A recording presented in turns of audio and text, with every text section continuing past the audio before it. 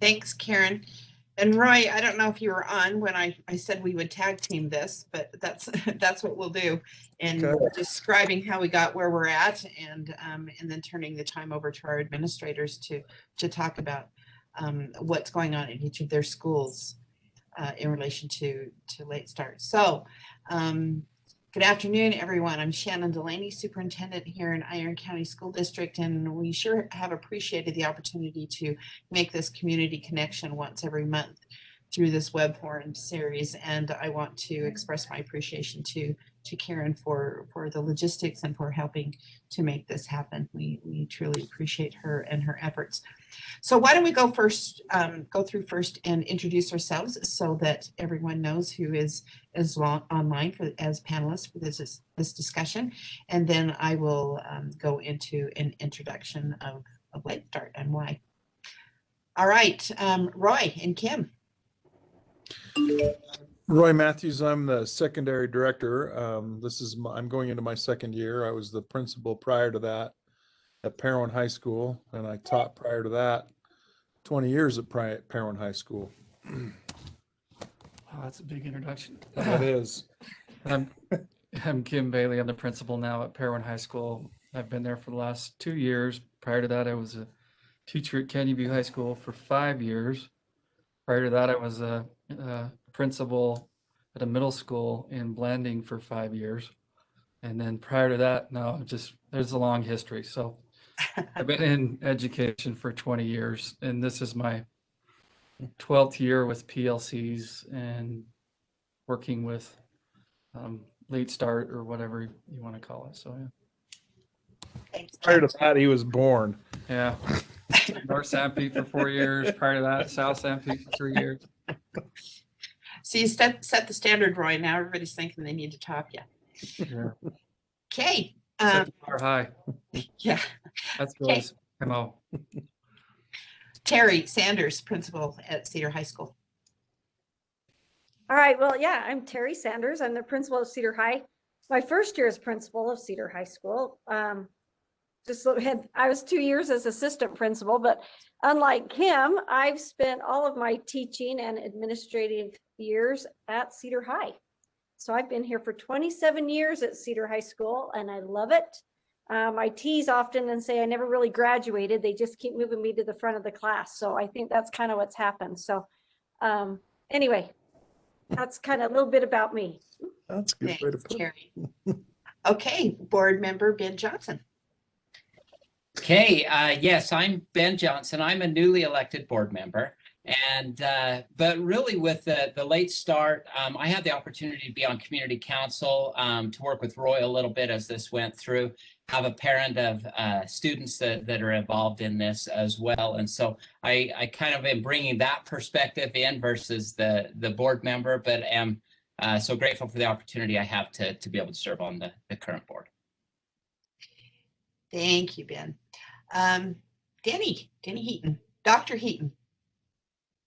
So this is my 4th year at Canyon View. I think it's 24 years in education here in Iron County. I started teaching at Cedar High, was a principal at Southwest Education Academy and a vice president at Southwest Tech, and I'm here at Canyon View. Cedar and Iron County it's a cool place to be.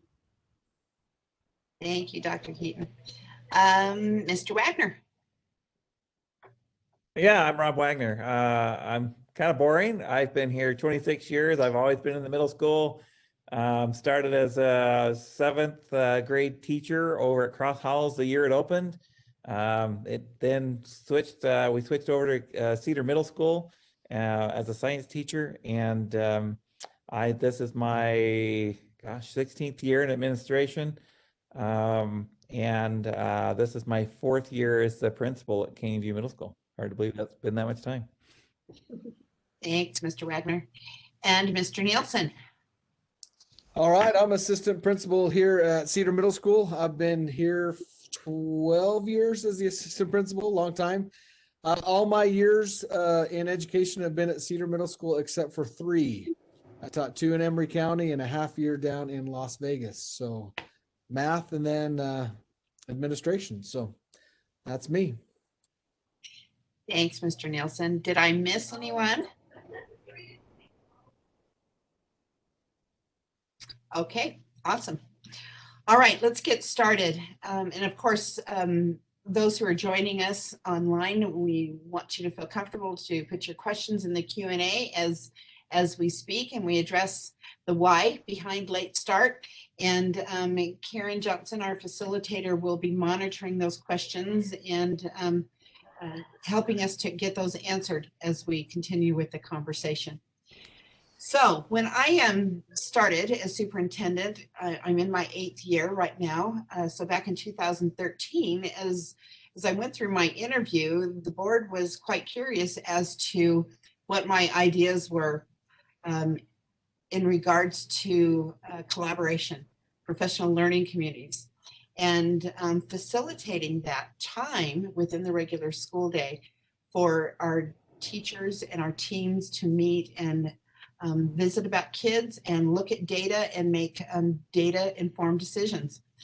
And I had been working at BYU for 3 years previously, and all my research was surrounding professional learning communities and multi-tier systems of support, and worked in lots of districts up north with that research and with teachers and administrators. And they had already begun the process of moving to a late start or an early out, depending upon the district and what worked best for them.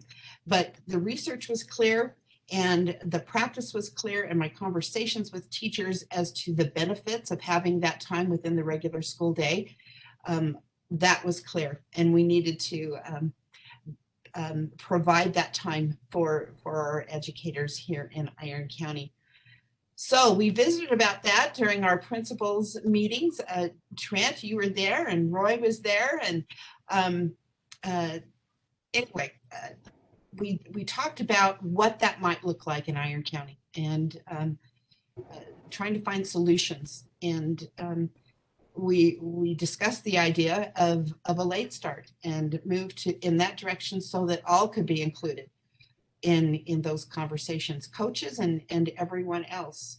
We knew if there was an early morning time that would exclude some of our teachers who were also working as coaches, and as well as the day, and choosing the day that would best fit schedules. So we went through all those conversations, spoke with transportation, and ultimately the decision was made because Mr. Matthews was so generous to volunteer Parowan High School to pilot that in our district for the second semester of that first year back in the 2013-2014 school year.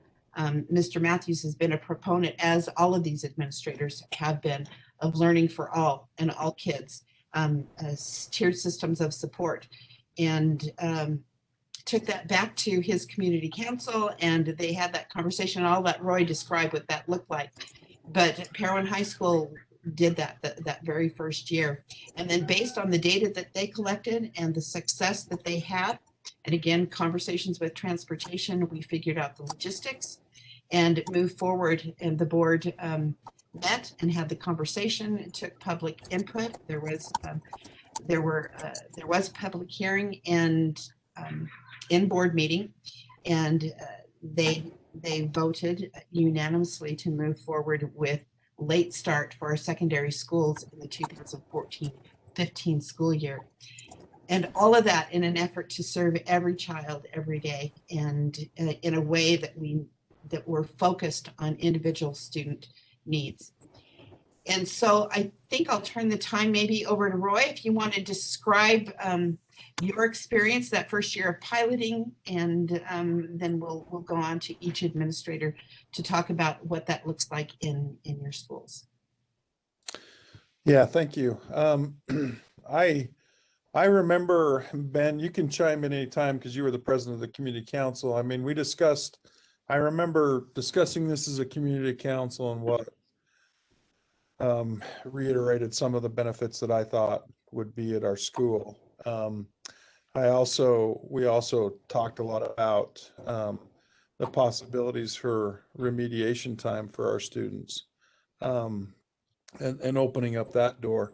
But one of the things that I think is also important, and I don't take this the wrong way, because I do feel like the reason we do things, number one, is for we try things for what we think are best for kids, but also in the teaching industry,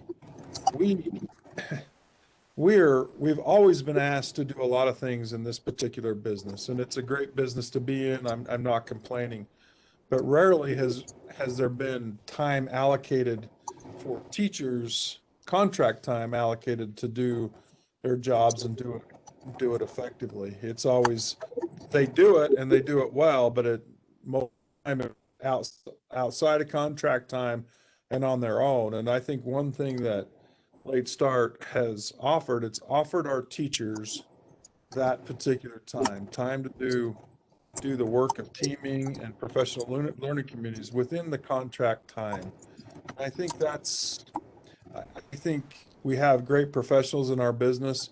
Would they do it outside of contract time? Yes, but at the same token, it's nice to be able to have our teachers within contract time do the work of collaboration. Was there a lot of logistics involved with busing and working with our community? There was. I think we held, Ben, you can correct me on this too, but I think we held 3 meetings to discuss with the public, to hear of their concerns and what that would look like. And I still remember the faces of the people that came to that meeting. There were 4 of them. They're good friends and they're awesome people. But I think there was a lot of trust with our community council and with Parowan and the teachers and the administration at the time to where they felt comfortable with what we were doing and why we were doing it. So I think there wasn't quite as many people show up to that as maybe normally would show up. So we did have parent meetings to discuss what concerns were. I think when you talk about Late Start Wednesday, the question always comes up, well, why not just do it on a Friday afternoon? And I was not a fan of that because the purpose of Late Start Wednesday was not to just get out of school early and for everybody to start their weekend earlier. Is that an awesome concept? Yeah, I am a human and I would enjoy a longer weekend, but the purpose was to provide contract time for our professionals to do the work of professional learning communities, which in turn serves and makes a difference for our students. At the secondary level, we have a lot of our teachers who are coaches, and they end up gone on the weekends and leaving at 1 o'clock in the afternoon to head off on trips. And so in my opinion, having it on a Friday afternoon, that eliminates a large part of your staff. And that's why it was not put to a Friday afternoon. I also like the idea of remediation. And in the morning, it gives our high school students some time to do some remediation, to catch up on maybe tests that they missed because they were out traveling with teams. Those are some of the benefits that we've started to see over time as this has been implemented. And I could probably go on for a lot longer, but I don't want to. But those are some of the things I think we discussed and worked through with our community council as well as our community. Ben, do you have anything to add to that as a community council member and as a parent? Yeah, as being on the community council, it was really kind of a neat experience to go through as we talked through this need for collaboration for the teachers, and then how would that look for our students going in here. The thing that I was intrigued with was the ZAP program, Zeros Aren't Permissible, that Parowan had done, and what impact that would have on some of those kids that may be falling behind, and how that would look and work. And I know it works different at different schools, which I appreciate because schools are different. Parowan's going to be different than Canyon View. Canyon View is going to be different than Cedar High School. And so the anonymity to be able to work through those individually was something that I appreciated as a community council member and as a parent. the teacher side of it, and I think our administrators will speak a lot to that. I want to bring kind of a parent perspective in here. I told Roy just kind of jokingly, I don't know how you figured this out, but that incentive for a kid to sleep in on a Wednesday morning, man, they get their homework done, they get whatever they have to done, so they don't have to come in, and all of a sudden, it kind of pushed them. I says, you're a genius to have figured that out, because I can't motivate my own kids for a lot of these things. And then First time I've been called a genius too. yeah.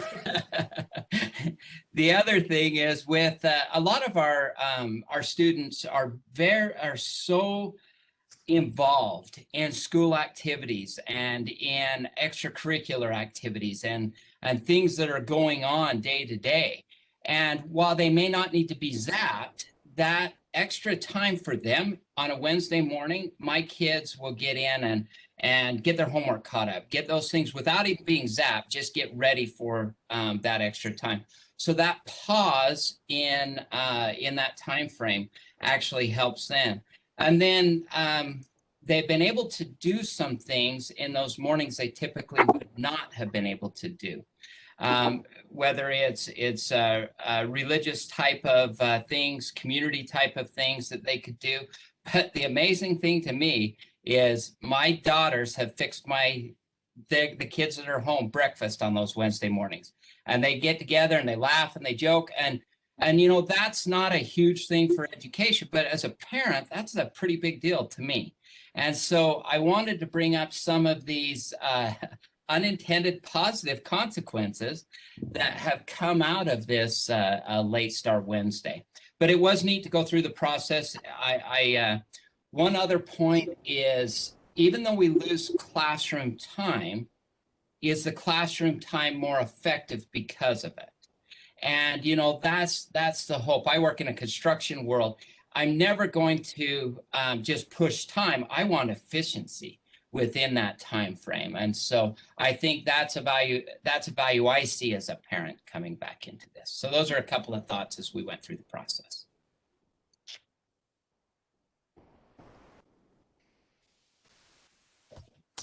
Okay, Dr. Heaton. Well, when we think about Late Start, it's kind of a teacher intervention. We ask teachers, as Roy had mentioned, to do a lot of things. And one of the things that you'll hear frequently from teachers is, if you're going to ask us to do something, please take something away or provide time for that. And that's one of the comments that Ben heard this morning in our faculty meeting during their listening tour. And so the research is very strongly indicative that this kind of thing needs to happen during contract time to be effective. But also for the teachers, if they're going to be effective and we want PLCs to work, they need the time and they need for that collegiality. We've done quite a bit of stuff this last several years. And this year, that time has been critical as we've worked with standards-based grading. We've tried to keep everyone together when they have multiple sections of the same thing, like say 9th grade math. And for our people who are onesies, that's also time that they can reach out to others. They can do professional development. I have a few that there's not too many like them in the district, but we can arrange for them to Zoom call or even travel. And this time is critical in that.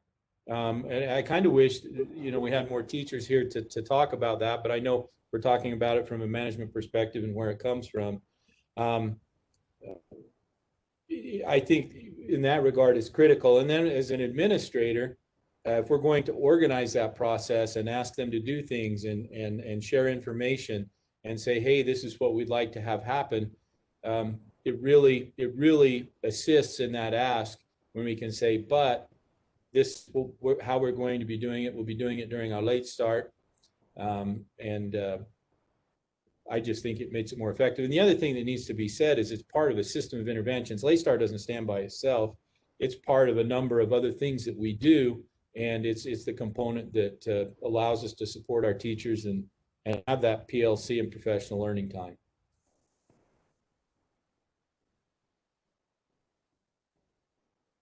Wonderful. Thank you, Dr. Heaton. And it's awesome that you're all finding new things to add to the conversation as to the why. So thank you. All right, Mr. Bailey.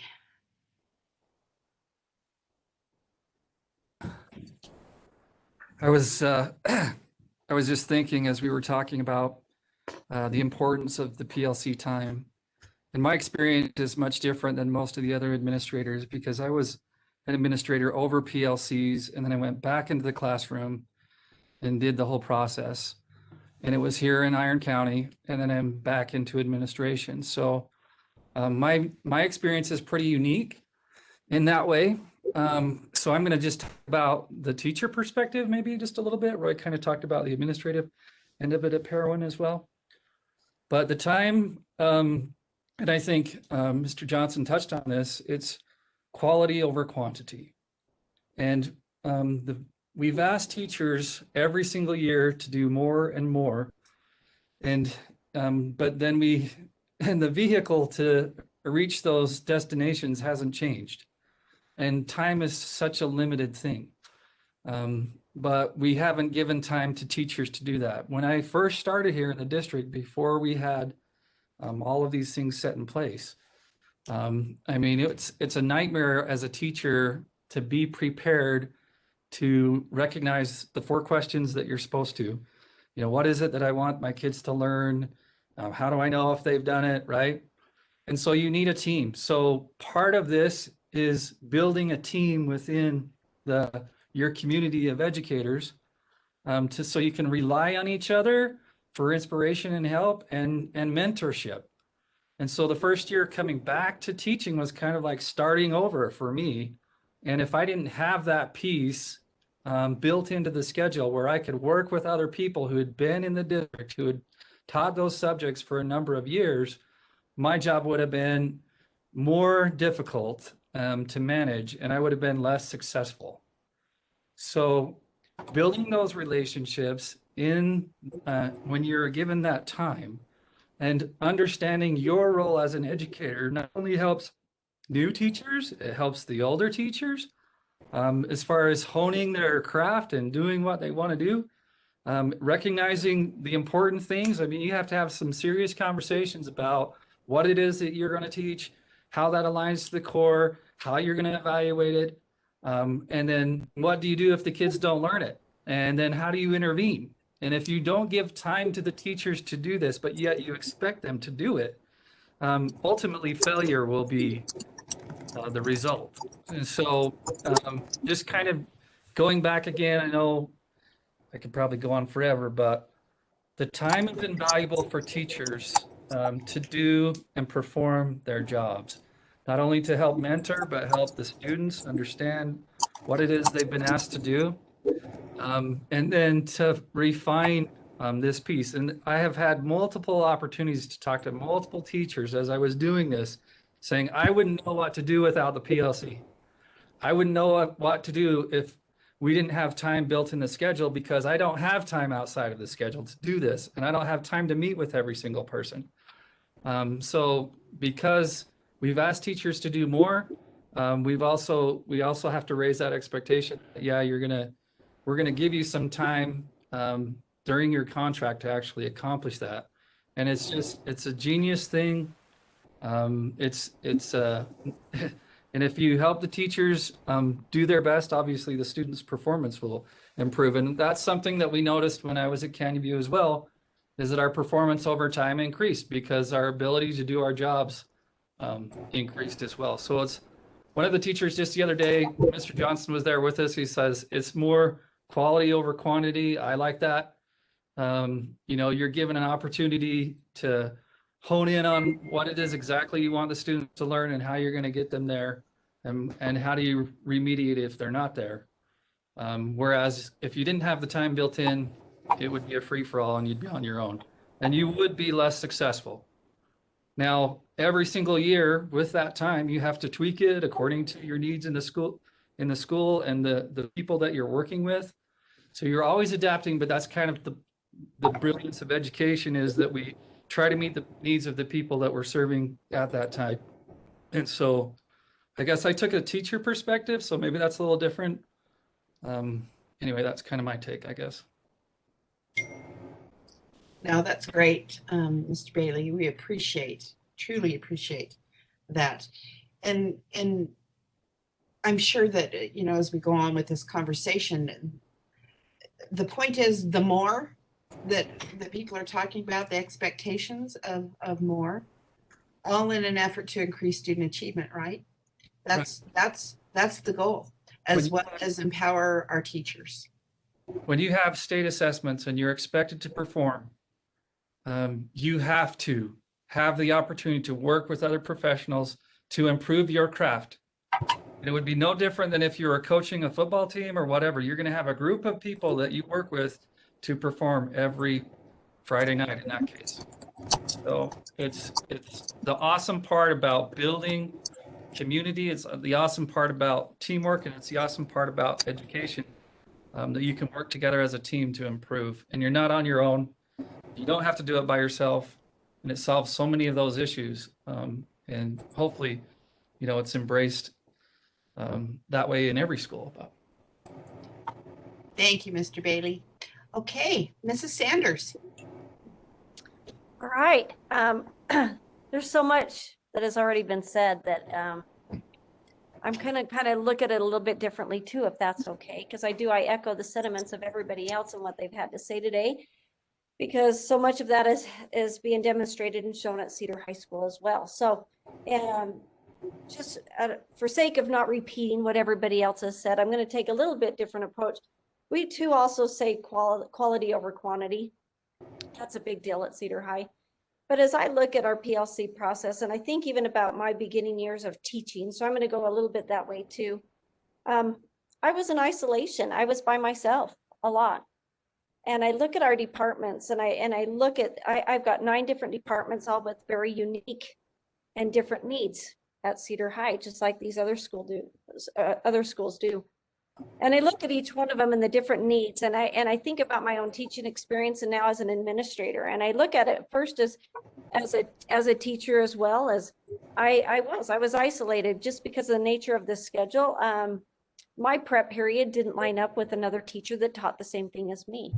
So to be able to have that time to collaborate and to work together and to really look at what we're teaching and why did she get better results on that exam than I did, and how can we improve and help one another, that was very difficult to do. When we'd find time to do that, it would be way late after all the kids had finally left for the day, or we would have to spend our lunch time and maybe even sacrifice sometimes eating lunch if we had to, in order to come up with that, with, you know, what did she do better than I did, or vice versa, in order to improve student achievement. That's really what we were looking at. But a lot of times we were in isolation.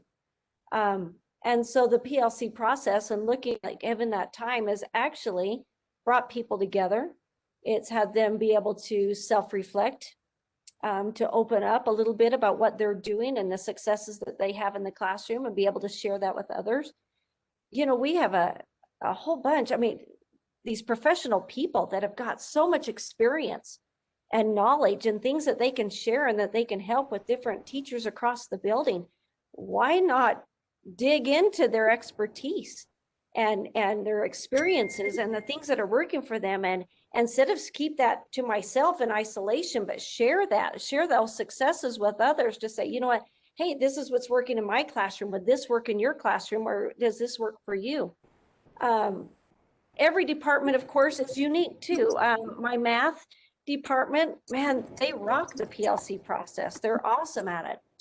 They align curriculum between our secondary, like Math 1, Math 2, Math 3. So there's a lot of alignment that happens there that is just better for kids. And, you know, our science does the same thing, social science, our English department, to be able to work through those to make sure that the kids are ready for the next level in their academics.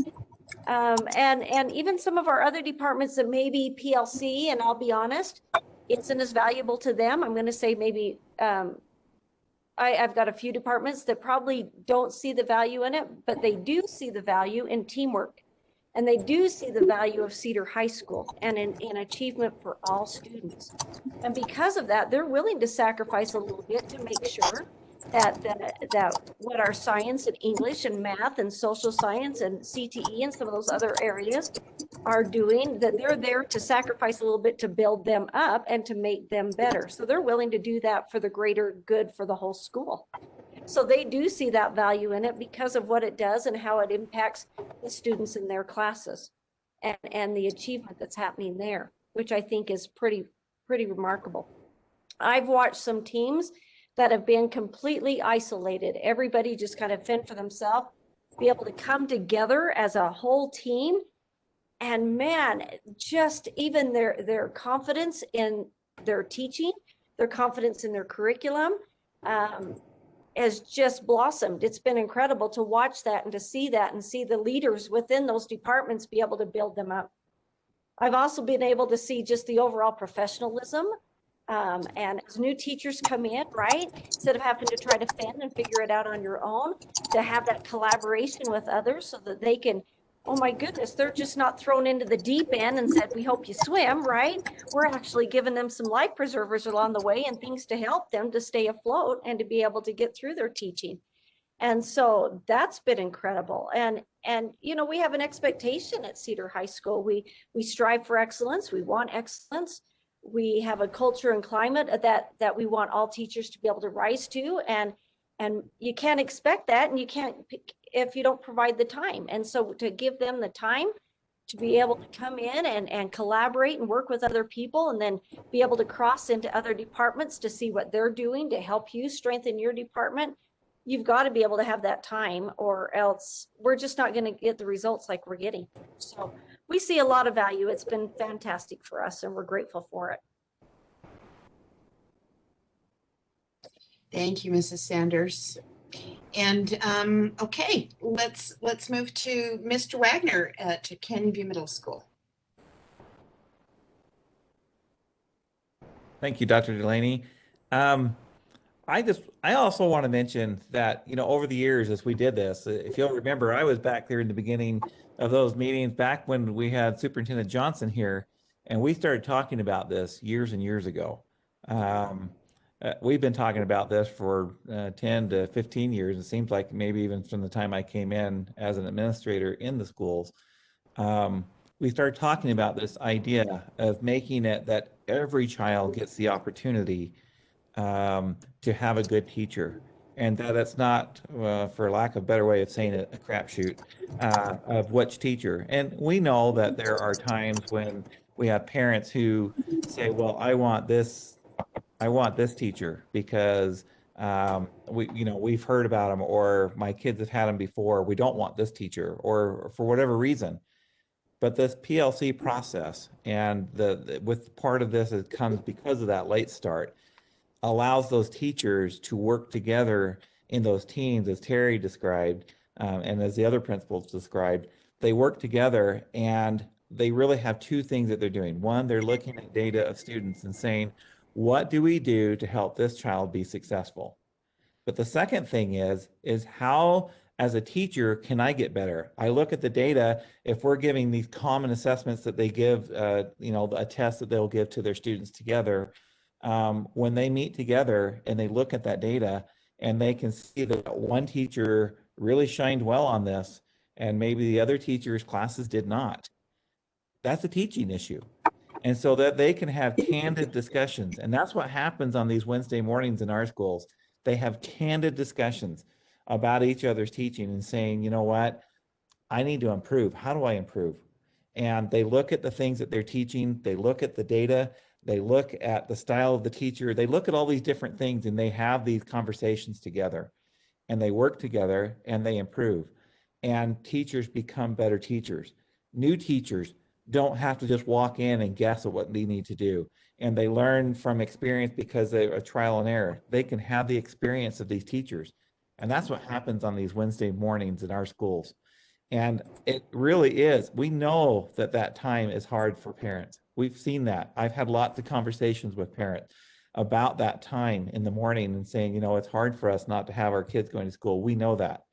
And so we take that very seriously in our schools with our teachers, that they meet in these teams. We meet sometimes as whole school teams. Sometimes we meet as individual teams, but we try to leave time every single Wednesday, at least an hour of that time, for those individual teams to get together to have those discussions about what those students are doing and how they're doing as teachers. And so it benefits them and makes them better teachers, which helps every single student in our school, no matter what who the teacher is or what they're doing. So we really do try to take that time and take it very seriously, because we know it is hard on parents when their child's home or when they have to be home, or however that works. And so we do use that. And I know I'm speaking for all the principals saying that we talk to our teachers, and our teachers know that too. And they talk about that themselves, saying, you know, we know that's hard on parents, so we have to make this time useful and good and make ourselves better. And it has really done that in our schools. So we really appreciate the efforts that's happened. And again, this conversation started way back, 10, 15 years ago with Jim Johnson as our superintendent. And Dr. Delaney, thank you for helping us to see that vision, and that we've been able to make this happen inside of our schools and make us better educators to help our students. Thank you, Mr. What's your name? Oh, Mr. Wagner. It's been a long day. Anyway, appreciate that. Yes, it has been a part of the conversation. I do remember those conversations way back when, and all of us were introduced by Jim to the PLC process as administrators. But again, it's a progressive process, and seeing the need to build that time into the school day, everyone's expressed that. So thank you. So Mr. Nielsen, last but certainly not least. Well, I get the benefit of going last, and a lot of people have covered a lot of the things that I would share, but I do want to hit on, before we went to late start here at Cedar Middle School, we were coming in at 7 o'clock every Wednesday and using that 45 minutes before school started to do these things. And it was hard for the teachers. Coming at 7 o'clock, it was hard. And so we were very grateful at Cedar Middle School to have that this time. And we toyed around with over the years, and we've done it different ways, but what we've finally settled on, our schedule, we have three of the Wednesdays, we give the bulk of those 2 hours approximately to the teachers to work with their content teams, to write those common formative assessments, and to discuss students and do the different things that we've talked about. But what we do on our third Wednesday is we have a short faculty meeting. We try to keep it short to about the first hour, but then the second hour is, I think, one of the crowning things that we do here at Cedar Middle School. And what we do is about 3 or 4 days before that Wednesday, a team leader, we have 3 teams in our 6th grade, 2 teams in our 7th grade, and 2 teams in our 8th grade. They send out, we call it a triage, and they recommend students that are struggling, their behaviors or academically, whatever reason, and then they compile the top 4 or 5 students that we need to discuss. And for that second hour, that interdisciplinary team comes up with a plan.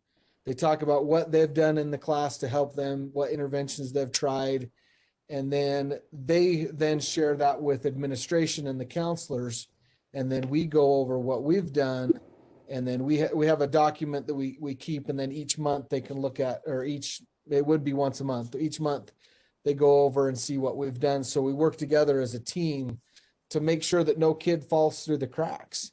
And that is just valuable time for us once a month to have that MTSS process where we're figuring out and coming up with a plan for those kids.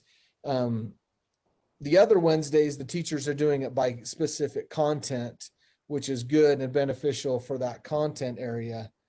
But then this Wednesday is good because it covers all the bases, which covers not just the academic, it covers the behavior, and then, other issues that the students may need. We find out a lot of information about these kids and how to help them. So that's like I said, it's one of the things that we really are proud of here at Cedar Middle School, to help those kids not fall through the cracks. And my teachers, whenever I ask them, how can I help you with PLTs, or whenever I survey them or talk to them, the big thing they always say is, we just need more time. We need more time to meet and plan and write our common formative assessments, to work on our standards, and to discuss kids. And so that's the big thing that they always want more of, is time. So that's Cedar Middle School. Thank you, Mr. Nielsen. So for those who are listening, and not just those who are listening in, but for all of us, it's nice to do a recap about what's going on in our schools, and to see that we do have common language, and that we are working, all of us, towards improving student achievement, as well as helping our educators to improve their craft, and to have that time to work together and to team. So, Superintendent, yes, can I chime in real quick? you bet. I'll be brief. I was actually talking with a board member this afternoon, and I don't think any of us in this business are arrogant to think that we found the magic bullet that's going to solve every single problem under the sun. And with our Late Start Wednesday and our professional learning communities, and Terry touched on it just a little bit, there are teachers in our district who are what we refer to as singletons. So for example, at Parowan High School, I was the wood shop teacher. So when we talk about being in a professional learning community, it's hard to sit down and talk to, my English department about what's happening in wood shop, because we all know wood shop's way more important than English. And why would we want to talk about English anyway? So anyway, it's not a perfect fit for everything, but, and I think this is an area where we can do a better job helping our teachers.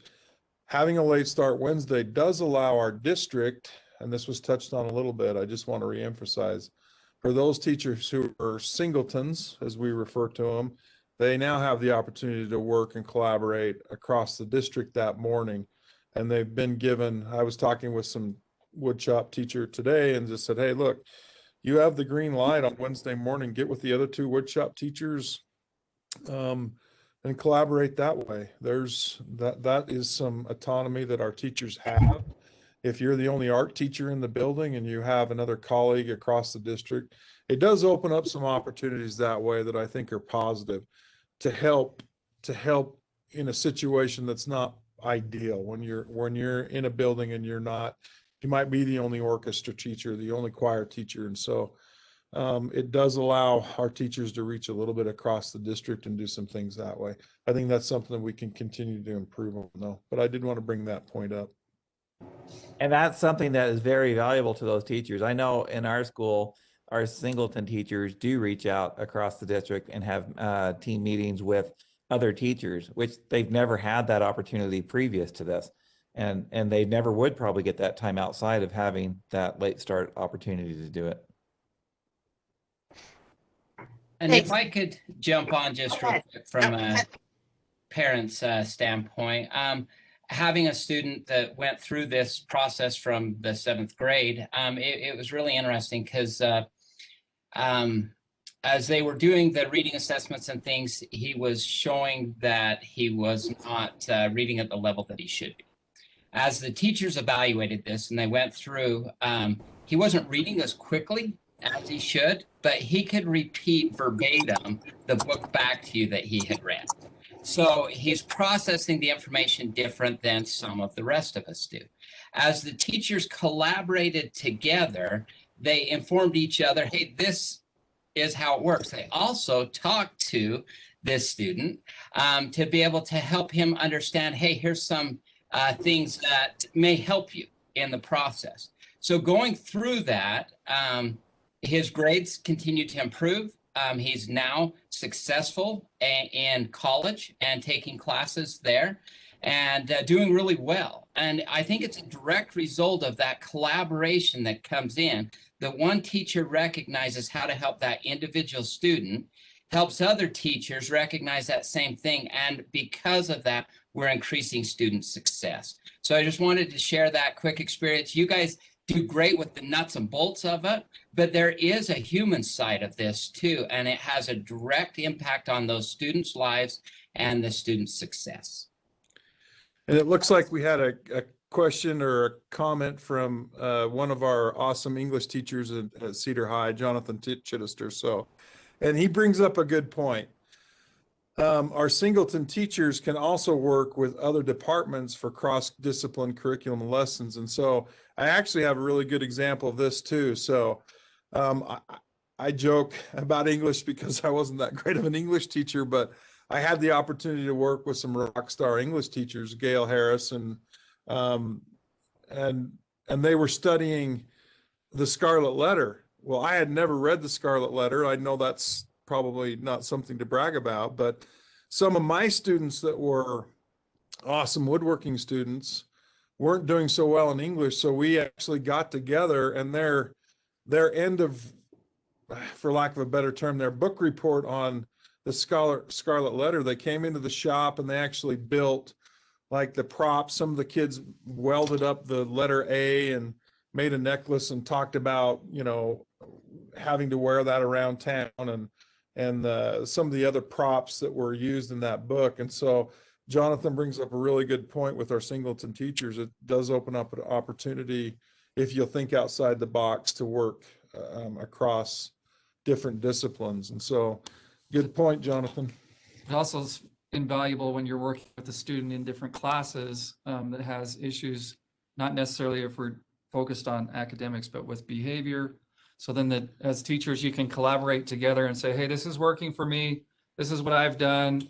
I've reached out to the parent or whomever, and you know, I've seen success with this. And then they pass that on to that group of teachers that student has. And then, you know, that inherently that builds a foundation for success for that student. And that's also built into that time when you're discussing student improvement, because behavior is part of that. We've had some really great success with that. And if you look at our music department, if you guys remember, over the last couple of years, we've had a big concert where we've combined like the orchestras and the choirs and the bands to do like a Veterans Day assembly. And that all came from these teachers that were singletons that would get together and say, you know, what can we do? What can we do together to help, you know, to honor our veterans or whatever it is? And that's come from these collaboration times that these teachers have had when they're working together inside the school. And so we've seen some great things happen because of that. So thanks, Jonathan.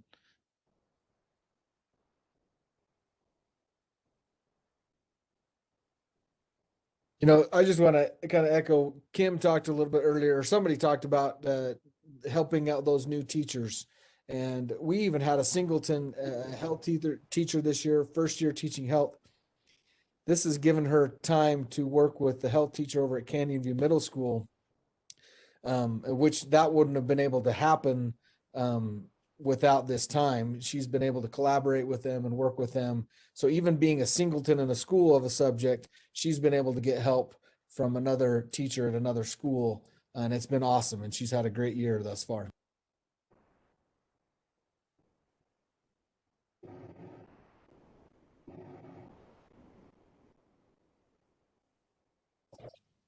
Okay, well, we've got about 7 minutes left. I don't see anything else in the chat. Any other comments that you've thought of? Anyone on the panel that you'd like to share as we move to closing our Wednesday web forum?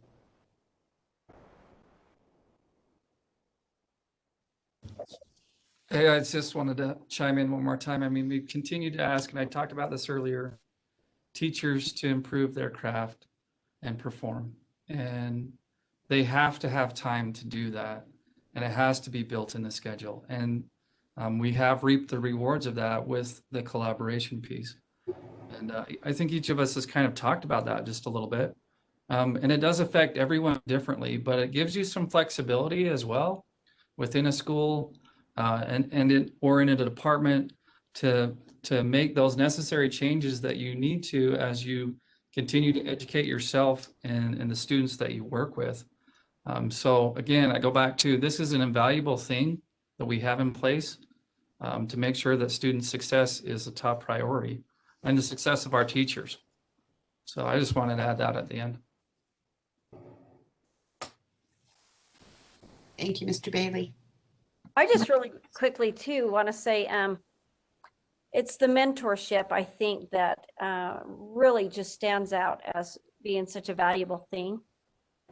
Watching my veteran teachers work with new teachers and developing and honing their craft, I guess, is like Kim said. That's so, I just can't even tell you how awesome that has been to be able to watch that. To be able to watch a department chair and those veteran teachers be able to take those new teachers under their wing and really help them and get them where they need to be, where they don't feel so isolated and so alone, and to be able to look at their data and see what other people are doing in the school and to have that time to be able to collaborate. It truly is invaluable. I mean, we definitely need this time and I appreciate it. I would also say that it's helped veteran teachers to learn new tricks that they never would have seen otherwise. I've watched numerous teachers that have been in the trenches, you know, as long as I've been here, maybe even longer, that have seen things come through that they never would have seen if they didn't have that collaboration time with teachers that were coming in and learned some new things. And it's been really, really awesome because they can take that data and do things that they didn't know that they could do. And it's been invaluable. Thank you. And I'll let you just read Mr. Chittister's final comment. No, I'm going to read it because I had to reread it. At first, I thought it said, I and my poor lovely wife agree with Mr. Bailey, but it actually says, I and my poor lonely wife agree with Mr. Bailey. So thank you, Mr. Chittister, for that input as well.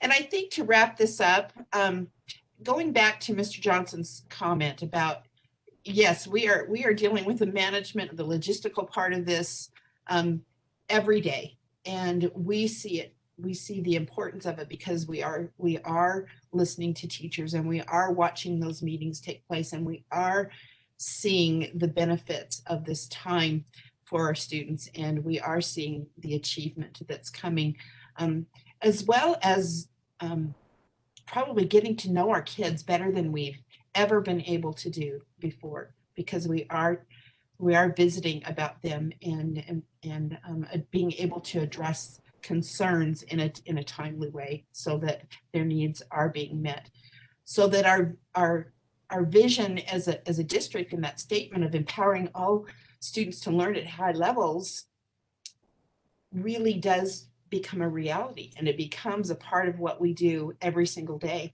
And taking the human perspective of what that means to children and their families, both today as well as in the future, I know helps to motivate me to continue on. And I know it helps to motivate each one of these wonderful administrators who are doing such a fabulous job. And before I get weird, which you know I do all the time, we will go ahead and draw this session to a close. And of course, we always encourage all of our parents, our families, to be involved in their students' education, and we know that they are, and we know that each one of them cares. And hopefully the perspective that we are partners in this with our families, and that will always be our goal. And we understand that our families are primary, and we are here to help support our families, our parents, educators, everyone who's involved in our system as a district, as well as each individual school. So we're grateful for those who have listened in. We're grateful for all those who will choose to listen to this recording in the future.